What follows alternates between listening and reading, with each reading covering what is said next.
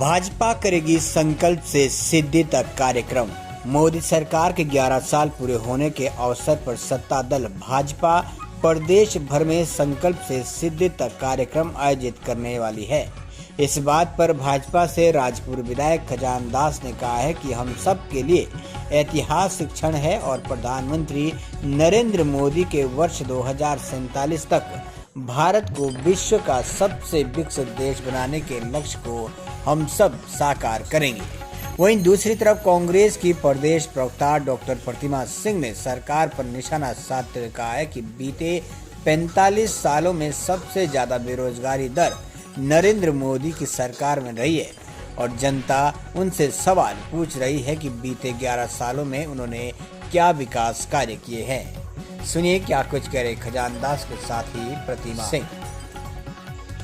देहरादून से DCP news के लिए जसपाल राणा की खास। देखिए, मुझे लगता है पहले तो भारतीय जनता पार्टी को जनता को ये स्पष्ट करना होगा कि 11 सालों की ऐसी कौन सी उपलब्धि है जिसका जश्न वो मनाने जा रहे हैं। 11 सालों में सिर्फ उपलब्धियां ये रही हैं कि 45 सालों में सबसे ज्यादा बेरोजगारी जो दर रही है वो नरेंद्र मोदी सरकार की रही है। क्या इस उपलब्धि का जश्न मना रहे हैं? पुलवामा से लेकर के पहलगाम तक जो है पाकिस्तान की इतनी हिम्मत हो गई कि हमारी सरजमी पर हमारे ही लोगों पर हमला करने का कार्य कर रहा है। चाइना तक गलवान घाटी में हमारे जवानों को शहीद करने का कार्य कर रहा है और उसके बाद हमारी जमीन पे कब्जा करने का कार्य कर रहा है। क्या ये उनकी जो है मुझे लगता है उन्नति है जिसका वो जश्न मनाने का कार्य कर रहा है? महिलाएं परेशान हैं, महिलाएं अपने आप को असुरक्षित महसूस कर रही हैं, जिसका जीता जागता एग्जाम्पल आपने मुजफ्फरपुर से लेकर के जो है अंकिता भंडारी हत्याकांड तक देखा है। महिलाएं महंगाई से भी परेशान है, बेरोजगार युवा रोजगार मांग रहे हैं और यहाँ पर आप बात कर रहे हैं कि जश्न मनाएंगे। तो अगर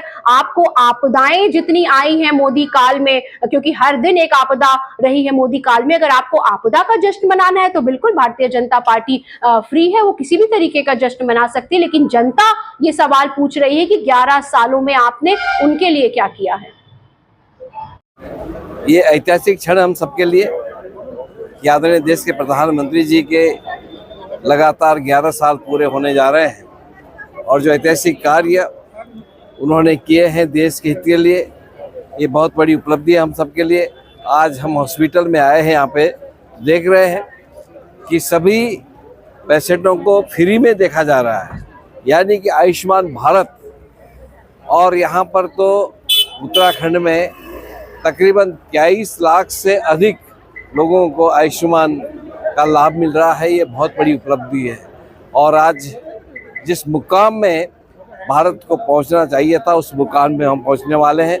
जो लक्ष्य है 2047 का कि विकसित भारत हो और एक सपना जो देश के प्रधानमंत्री जी का है, उस सपने को सब मिलकर के पूरा करेंगे, ये मैं कहना चाहूँगा।